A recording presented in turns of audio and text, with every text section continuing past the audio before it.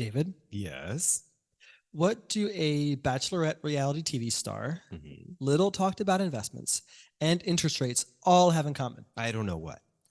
They have Queer Money Podcast episode number 434 in common because we have Jason Tartick of Bachelorette season 14 on the show to talk about the super exciting investment topic of CDs, amongst other things. In addition to being a contestant on The Bachelorette, Jason is a Wall Street Journal best-selling author, podcast host of the top charting Trading Secrets podcast, and multimedia star. Without further ado, let's get on with the show. The mission of Queer Money is to financially empower the LGBTQ plus community. Join us in thanking Capital One for supporting that mission. So welcome, Jason Tartick, to the Queer Money Podcast. We're looking forward to a meaty discussion with you. Thank you guys so much for having me. I'm excited to be here. Absolutely. We're glad that Capital One could make this happen. But before we dive into the sexy topic of CDs, we've got to ask a little bit about your background. So you were in finance, but then one day, eventually you found yourself on a reality TV show some people might have heard of. What was that show? And do you mind explaining what that experience was like from a real person's perspective, behind the scenes?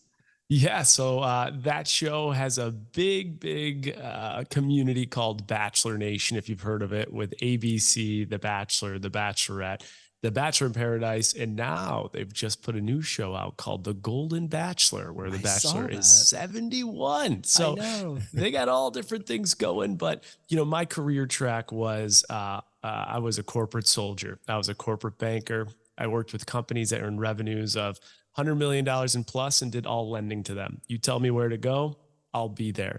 And I moved 4 or 5 times with the company, took about 7 promotions. My longest and largest move was from New York to Seattle. And just about 29, after doing all that and getting my MBA, I was a little burnt out.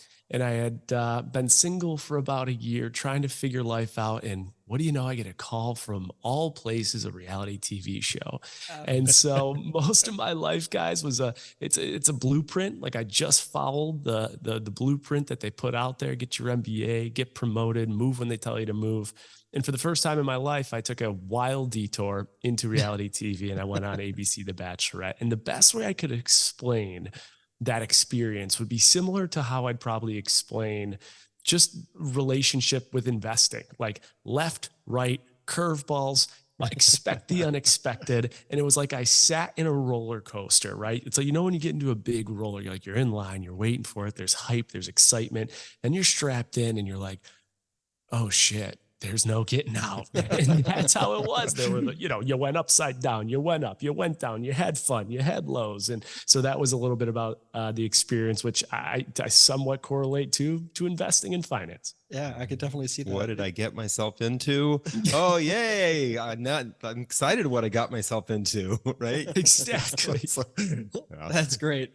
So what's interesting, I think, too, is that you've decided to sort of like get back into finance and personal finance, as opposed to, I guess, going the traditional route of making a skinny vodka or whatever. I don't know. What made you sort of tack back to your original love?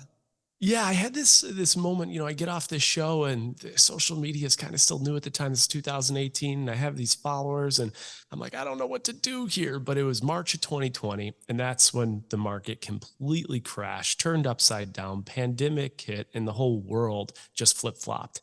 And I just put out one question to my audience. And I think this is a good learning lesson, because if your focus group or sample size is one person or hundreds of thousands and millions, you still have a sample size and you could still get feedback. And I said, right now, every headline, every single cable network, we see the words S&P 500 and it's crashing and our retirements are burning in flames and all the bad news and alarmist things associated with it.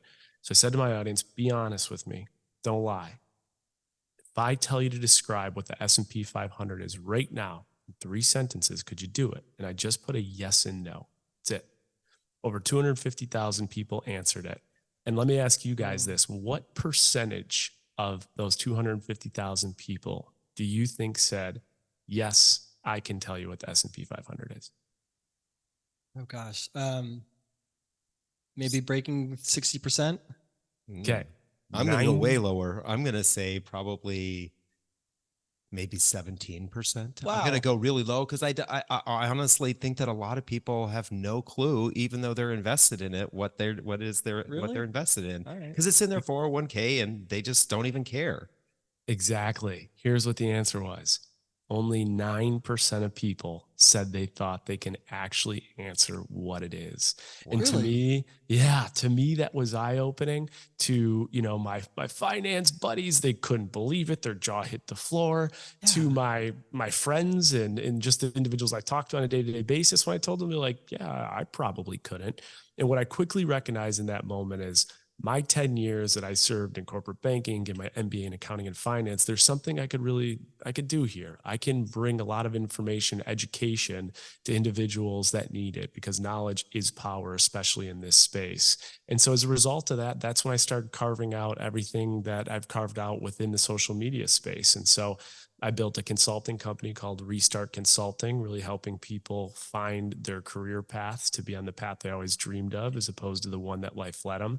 We have a podcast called Trading Secrets, where we talk about where people made money, how they got to where they got, where they lost money, just a lot of transparency on career, money. And then we talk a lot about consumer protection. So all the things from buying a car to, to making big purchases like real estate, the things that you need to know that maybe we're not taught in the school system, or that we're not given the information to know. So that's what's happened. And then wrote a book called The Restart Roadmap, and have a second book coming out. And it all started from just a question. Do you know what the S&P 500 is? Yeah.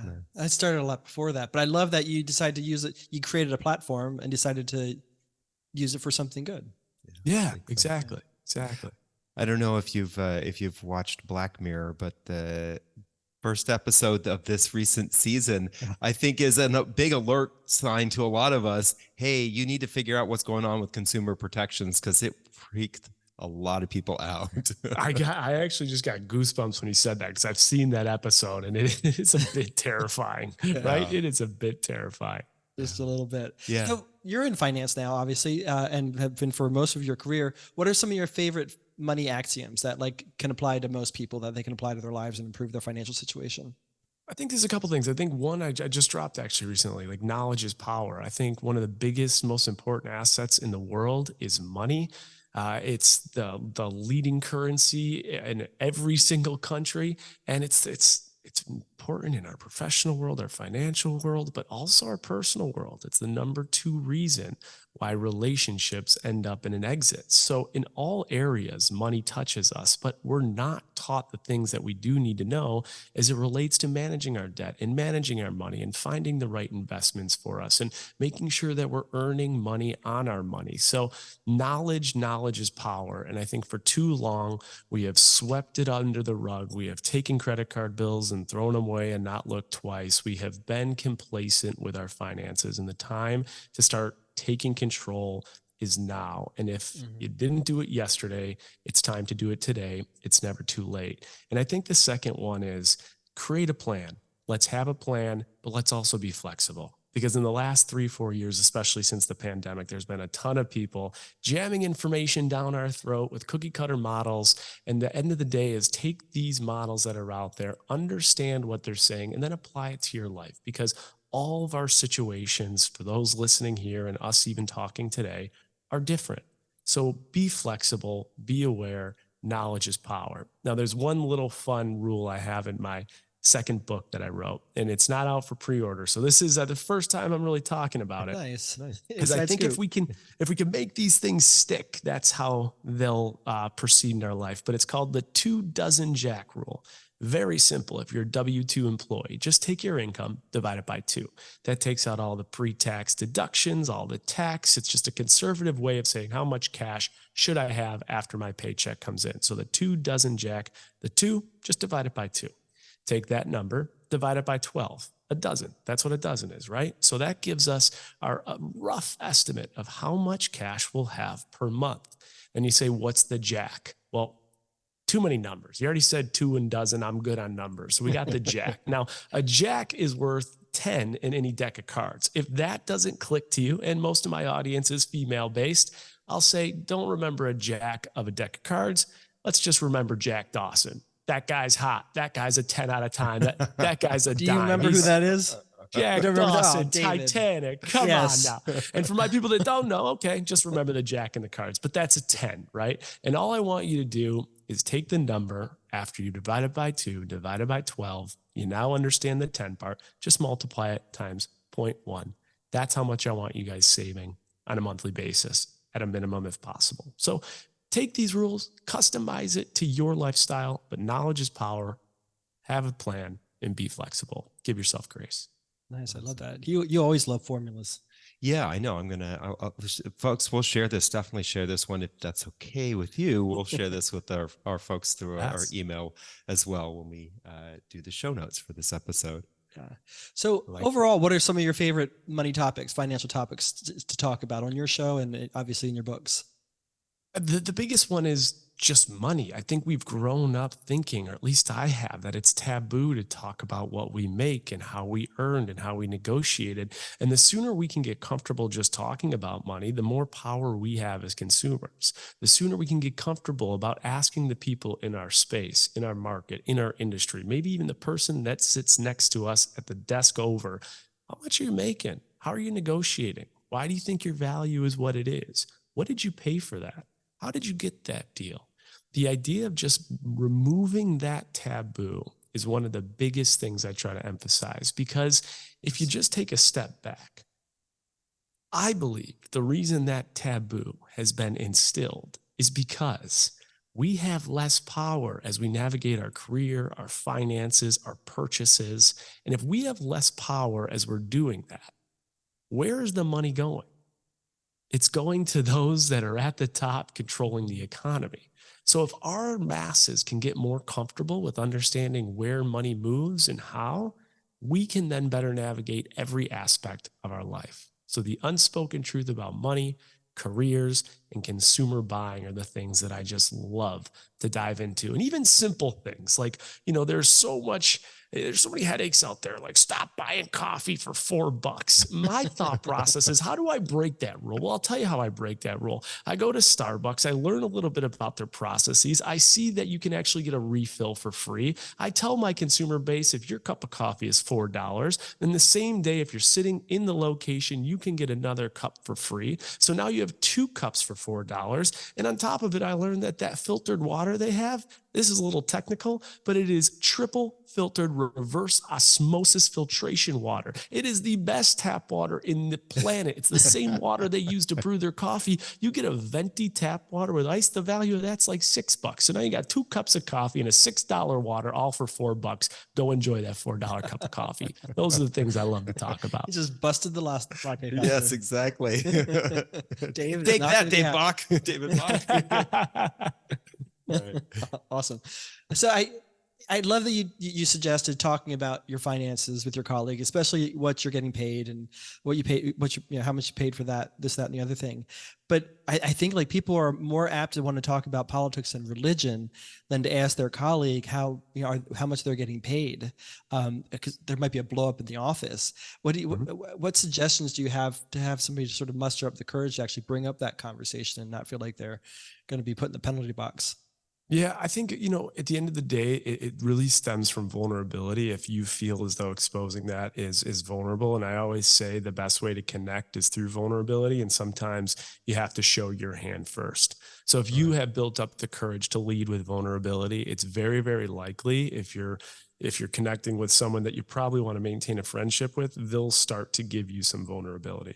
And I think it's a good point when you talked about like the religion and the politics and things to stay away from. But the world's changed. It's 2023. All of our eyeballs have visibility to things 20, 40 years we never would have seen or undergone. And we need to start changing with this world. I mean, there are so many topics now that are no longer taboo, but still with all the things that have now come to light to get open with so we can understand ourselves better in the pursuit of a happy life. We only have so many years here. Money is still that taboo topic. So getting comfortable with the uncomfortable, and I think getting a little vulnerable and being willing to show your cards will definitely help encourage the conversation. Yeah, I love that. I love that you use that term sex positive. Maybe we need to just start saying we need to start having a money positive culture too, right? Because money is a negative for so many people. You start talking about money, and all of a sudden their mind shifts to a negative place, either because their insecurities, their scarcity mindset, their inhibitions to talk about their success, and we need to talk about money positivity. I like the money positivity because at the end of the day, who's really talking about money right now? Who do you know? You could, if I say to people out there that are listening right now, who do you know that talks about money? Instantly, I could think of 3 people I know that talk about money. You know who they are? They're super successful. They're super braggadocious. They'll tell me every little new asset they just bought. And that's not what we're talking about when we say money positive, which you just created. We're talking about not only the good, not only the okay, but some of the really, really bad, because how do we fix it if we ignore it? I like it. Money positivity. I'm here for that. 100%. So one of the subtopics in money that we don't talk a lot about, and there are probably some reasons for that, is certificates of deposits. The old CDs, baby. Yeah, they're becoming more and more appealing now. So why haven't we talked about them? And why do you think there's been this resurgence of CDs and the talk about CDs lately? Yeah, I mean, just think about interest rates, right? Over, from 2001 to 2020, interest rates were like close to zero. Anybody that locked in a mortgage in that time period, I wish I could give you a standing O. But as a result of that, right? Like where is the spread? If a mortgage rate's around 2 to 3%, in a CD, I mean, how much are you going to make? 0 to 1%. So for the last 2 decades, it's been a more challenging conversation with certificates of deposits. And I think that topic of conversation has changed drastically, especially in the last 12 to 24 months. I think first off, for anyone out there, I always like to break things down 101 and not talk over anyone just in case people don't know what a CD is. Simple and straightforward. It's just a savings option that allows you to deposit your money, and in exchange, what the bank will do is they will pay you a fixed interest rate over a period of time that you have committed to select to keep your money in that deposit. And usually the time period is anywhere from 6 months to 60 months that you'd keep it in there, and then you'd agree to that interest rate that you would be paid in return from the bank for doing that.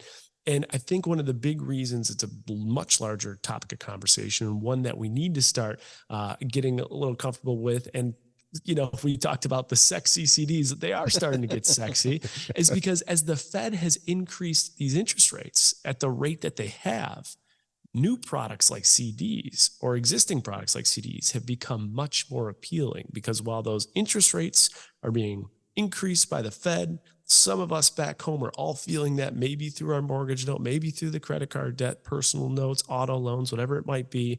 Well, guess what? The banks have to increase the interest rates that they pay us back on our money. And now CDs have been a pretty important tool to mix into our portfolio because of that. I think another important thing to think about is we're all experiencing the rise, right? But then we know that eventually these interest rates are going to start to drop back down. We've seen this happen. This cycle happens over and over and over again, and that's where we think about this idea of locking in for a longer period of time. We've seen this really shoot up. We've all experienced this over the last year, right? Interest rates have really gone up a lot in the last year. It's quite possible that they could drop just as quickly if things are going on in the economy that the Fed says, okay, we need to reverse course. And if you want to lock in this 4.5%, 5%, then this would be a way to do that. Exactly. And I think that's because a lot of people out there they'll immediately say, okay, I see what you're saying about CDs. I'll just keep it in my savings account because those interest rates are going up as well. But exactly to your point, when those interest rates are going up in your savings account, those are subject to market volatility, right? So as soon as interest rates start going back down, guess what? That savings account interest rate is going to go back down with it. And with a CD, once you lock in your term, it's locked in. So you're no longer subjected to the volatility of when interest rates come down. And if you're listening right now, we have not seen interest rates increase at this speed in this shorter period of time in 2-3 decades. This is the fastest that we have seen interest rates increase. And just recently, there was another increase to the benchmark, to the US Fed benchmark. So as a result of that, when you think about locking in an interest rate for a longer period of time, when you know or think there could be some volatility that would decrease that, you want to do it at the top. And there might be a further ceiling. It might go up, but we know right now we're at the highest we've been in decades, in decades, and decades. So don't get greedy, people. Yeah. Don't get greedy out there. Right. So Take advantage are of there what we have now? are there other reasons why our listeners might want to think about putting their money into a CD other than I just want to save my money? Are there maybe some strategies or things that we might think about?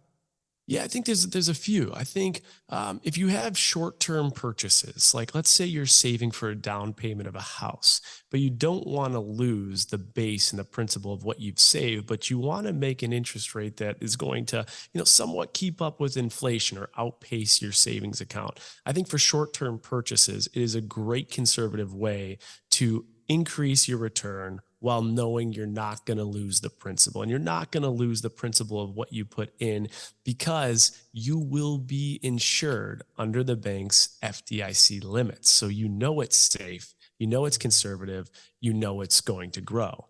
Now, another really cool strategy you can do with CDs is something called CD laddering. So I'm going to give you a little example of this. I'm sure listening to your show, people know what dollar cost averaging is. Let's say you got $10,000.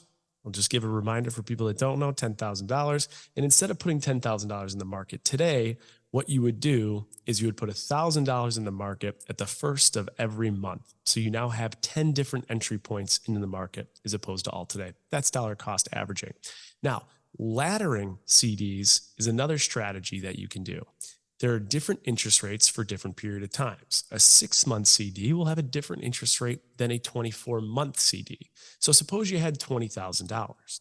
As opposed to putting $20,000 in a 5-year CD today, what you would do to strategize against market volatility, which we've talked about, is let's say chop that $20,000 into $5,000. And we make 4 CDs, $5,000 deposits with different time periods.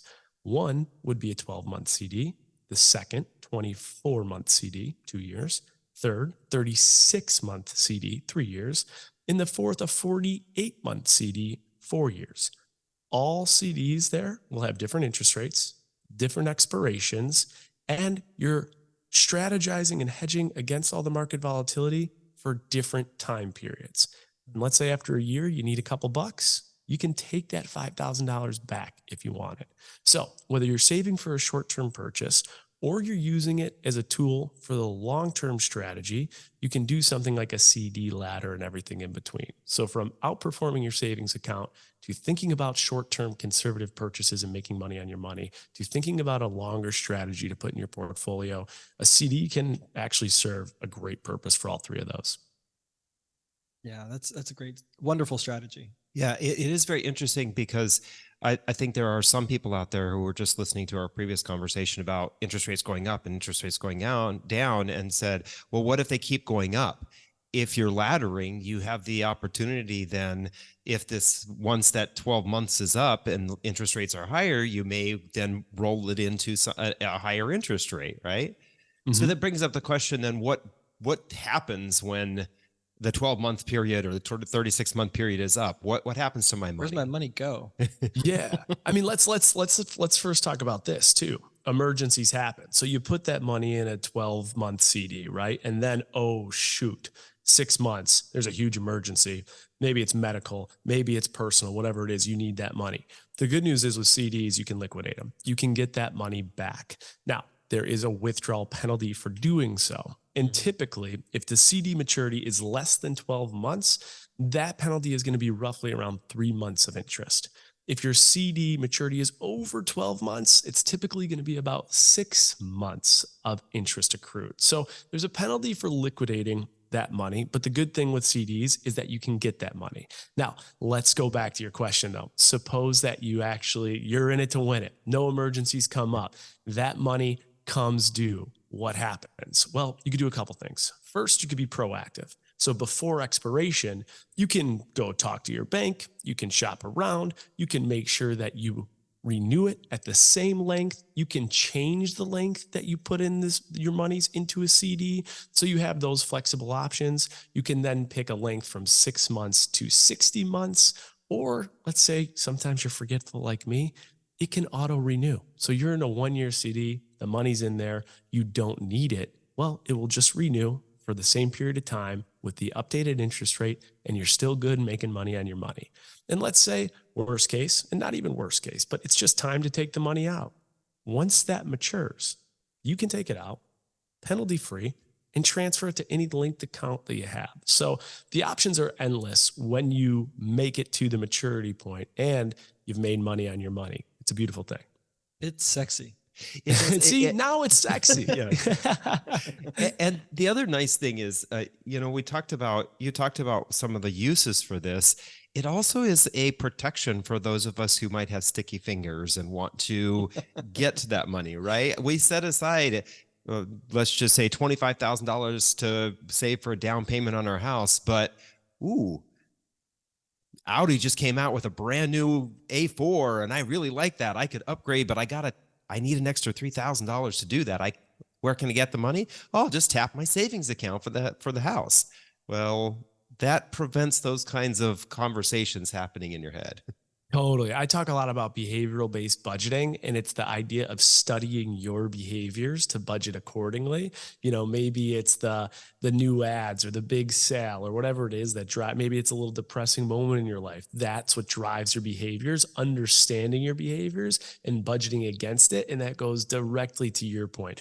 Understand your behaviors. And if you could put those sticky fingers on hold, because you have to be on hold through a vehicle like a CD, yeah, that's a beautiful thing. It's like putting yourself in timeout, but for the good. Right. Exactly. One of David's recent behaviors has been talking about getting a new Audi quite frequently. What's going on? What color are we going with? I don't know. I don't need a new Audi. Okay. It's just It keeps coming up a lot. I'm just right, curious if there's something I should prepare for. I love Audi, so it's my go-to analogy. I think I use too often. I love that. So obviously there've got to be some risks with CDs. Can you warn us about what some of those risks might be so we can look out for them? Yeah, I mean, I think the biggest risk is bank risk, right? We have seen some banks turn upside down in the last 12 months, but we know that the FDIC there is to protect us. So your deposits are insured just like FDIC deposits are insured up to that maximum. But there is bank risk, right? When your money is ever with a bank, you need to know that you are at the risk of the performance of that bank. That's why, in my opinion, it's very important to do due diligence on your bank and working with banks that are well known, that are reputable, that are credible, and that have a large enough scale to know that your money's in a good place is super important. And I know you guys work with Capital One. I work with Capital One. Capital One checks all those boxes when you are looking. Oh yeah, nice shirts, by the way. How did you get? I didn't get any of those. I didn't get any of those in the mail. I think it's time for me to get that. For those of you who are listening and not watching the episode, we're wearing our Capital One jersey zip-ups today. And are drinking coffee out of our Capital One mugs. We kind of look like a walking Capital One billboard. No, we emailed Capital One and we said, we're either going to start recording our episodes shirtless or can you send us some new attire? And without knowing back next home, day mail. It came, huh? And without anybody, if you're not watching, you're just listening. Fortunately, I have the same blue on as them, but I'm going to have to tell Capital One the same thing. I'm going shirtless unless you give me some gear. It's unfair. But there's also, I want to make sure I answer the question in full because there's the bank risk, but there's also interest rate risk. We have seen interest rates change dramatically, right, over the last 12 months. It's something I'm going to keep saying because those changes impact us. Those changes impact the way we invest, the vehicles we choose to use and why. And it's important to know that I could lock in a CD right now, today, at a certain interest rate. And in 3 months from now, the Fed completely changes their strategy. And in 3 months from now, the interest rate of CDs goes up significantly. Mm-hmm. So therefore, I just lock my money in at a lower rate than it is 3 months from now. And that's where we have to use a little bit of analysis to make the best decision and why. And I'm sure at some point here, we'll be able to talk about what's happening with US Treasury short-term and long-term, but the risk of where interest rates go, when and why, and the fact you might be locked in at a lower interest rate than it might pay tomorrow, that's also a risk everyone's got to know about. Right. And that maybe to your point earlier about the CD ladder, if you've got a good chunk of money to invest, maybe don't put it all in the longest term CD that you can find, maybe doing that laddering so that if the rates do go up, hopefully one of your CDs will mature in the near term and you can take advantage of that, right?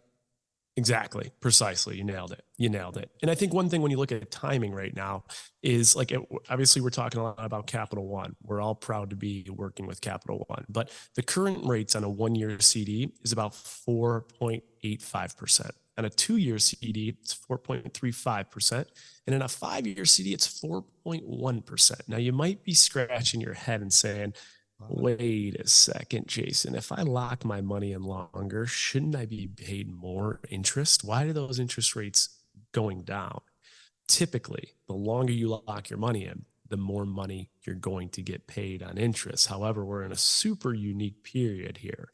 We all know the Fed is increasing interest rates to battle inflation. We all know they've done it at a very fast rate, and we're starting to see inflation cool off a little bit. So this is even more of an advantageous time right now that you can lock your money in a CD for a short period of time and be rewarded with more interest than a long period of time.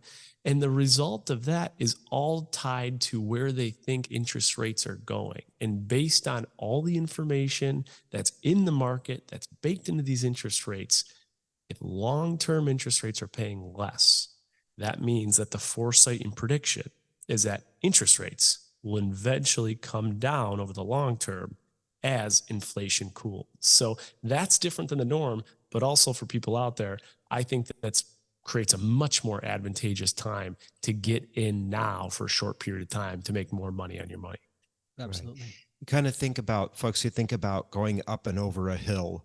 And when we were seeing the Fed raise interest rates at the very beginning, we were seeing interest rates raising sometimes 75 basis points or 0.75%, sometimes 0.5%. And more recently, they've been doing these quarter basis points, kind of like what happens when you go up a hill, you kind of crest the hill and you're really slowing down, and then you pick up speed when you're going back, right? So that's kind of what's happened. We think, or the smart people in the room at Capital One think that this is what's happening, is that we are at this point where we're probably slowing down and may start to see interest rates drop, especially 2 to 5 years from now, which is good news for those of us who would like to buy a house in the next 2 to 5 years.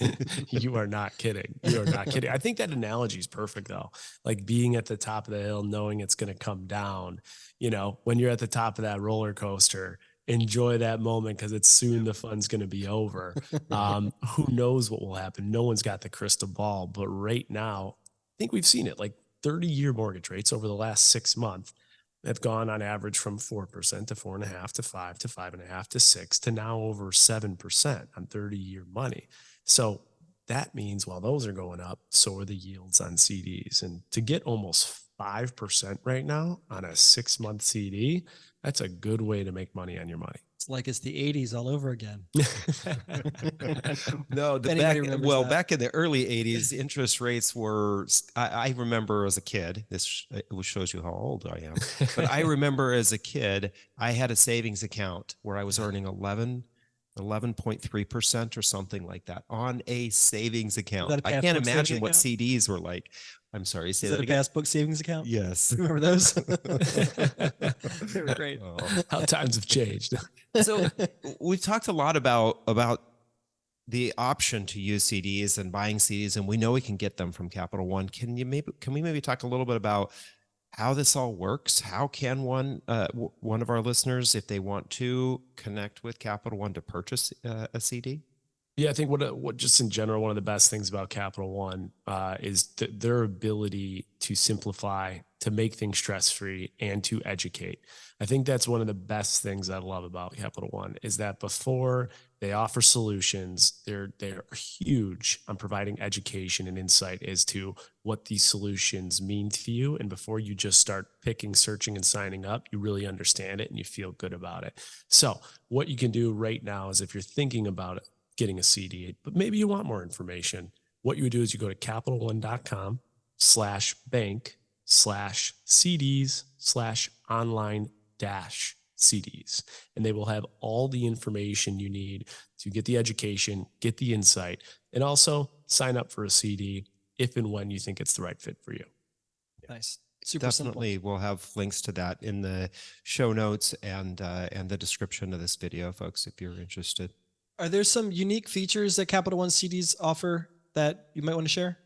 Yeah, so for the 360 CD, I think the coolest thing is that you can decide when your CD account interest is paid out. So you have the choice as a consumer to say, I want that money paid out at the end of the term. I want it paid out monthly so I can visualize it because that's important to me to see that interest go up, or annually. That's what I think is like one of the biggest game changers about the Capital One's 360 CD offering. Nice. Every Capital One 360 CD balance is insured. We've talked about that up to the FDIC's allowable limits. So you'll know you have safety and security when you move forward with Capital One's 360 CD. Here's a big one too. There's this really big one. A lot of banks will have a minimum balance required. So they say you can't have a CD unless you can deposit X amount of dollars. Mm-hmm. The good news is whether you're a young investor, you're just starting investing, you are a little bit older, but you're just getting to this point, there are no minimum balances required. So that's important. Remember your CD's performance again, it's not tied to market volatility, so there's no risk involved. And your money will grow at these fixed rates in your CD account that we talked about. So all of those are features of Capital One's 360 CD offering.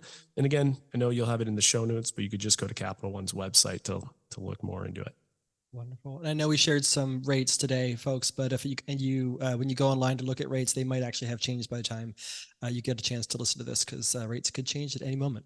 Or those of you who are listening to this long after it was published. It's true. And if you're listening to it, we have a lot of people history repeats itself, right? Yeah, and right exactly. now, guys, when we're recording this, 1 year CD is 4.85%. So you guys have the crystal ball because you're running it out. Tell us if we were that.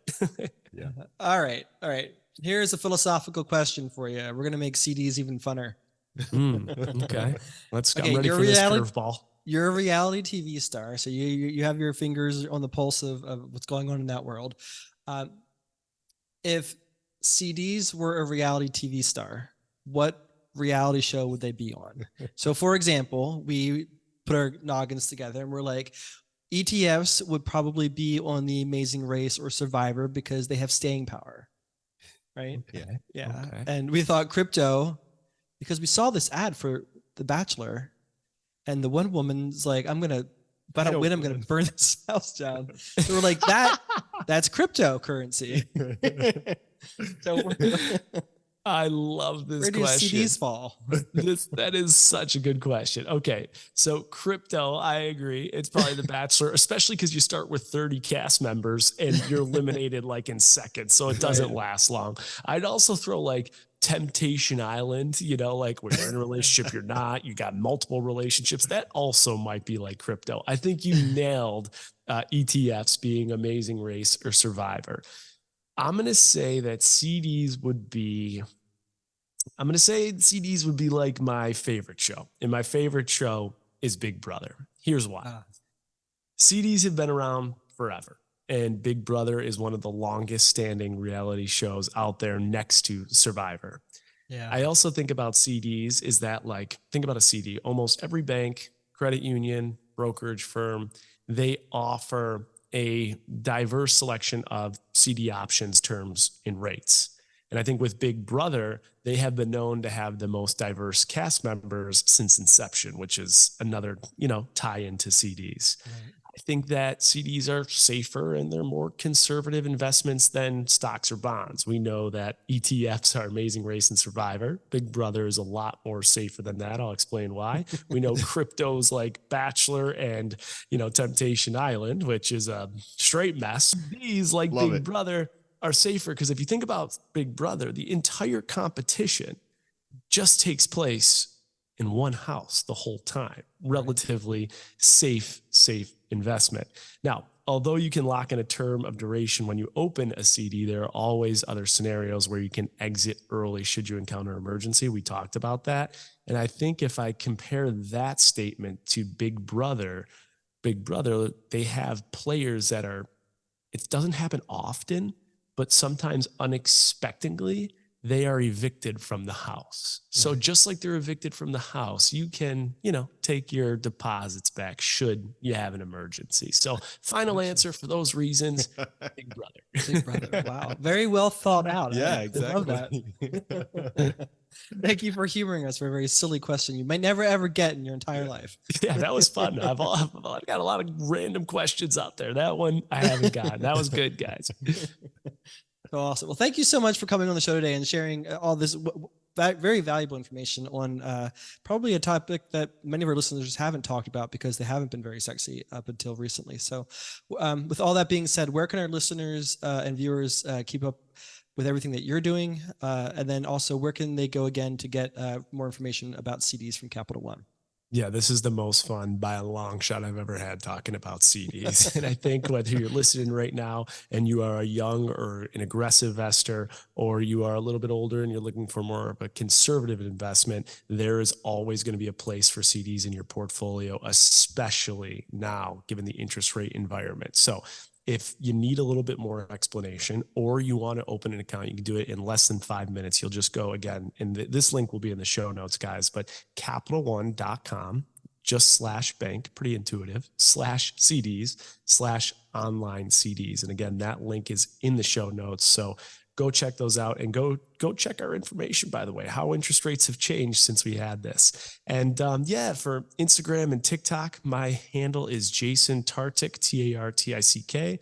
Podcast I talked a little bit about. We have an Instagram handle called Trading Secrets. You can find that on Spotify or Apple Music. I also have a talent agency in which we work with a lot of different public figures and celebrities on brand endorsements. That talent agency is called Rewired Talent. First book's called The Restart Roadmap, Rewire and Set Your Career, and we talked about it on this show. My second book will be coming in 2024. Pre-sales coming soon. It is called Talk Money to Me. So that's everything I have going on, and where you can go to Capital One and get your CD. Awesome. Well, thanks for sharing all that. And again, thanks for coming on the show. This was so much fun. I could have stayed for another hour, and I think I'm going to be on my drive home. I'm going to be second guessing. Was Big Brother the right choice? But I think it was. I think you nailed that one. That was a good. Yeah, it was good. Good stuff. Well, thank you for having me. Start your journey to financial independence with a checking and savings account that doesn't nickel and dime you with fees. Get a Capital One 360 checking or 360 performance savings account at Capital One today. Thank you, Jason, for a fun and informative interview. To our listeners and viewers, thank you for joining us for another episode. Get your Career Money takeaway from this episode, info on how you can connect with Jason, and your tip for reaching financial independence faster in this week's Career Money newsletter. Get all that by signing up through the link in your podcast player. Then join us this Thursday when we talk about the most affordable LGBTQ plus friendly city to live in Missouri. And then next Tuesday when we talk about another LGBTQ plus money topic. Thank you and have a great week.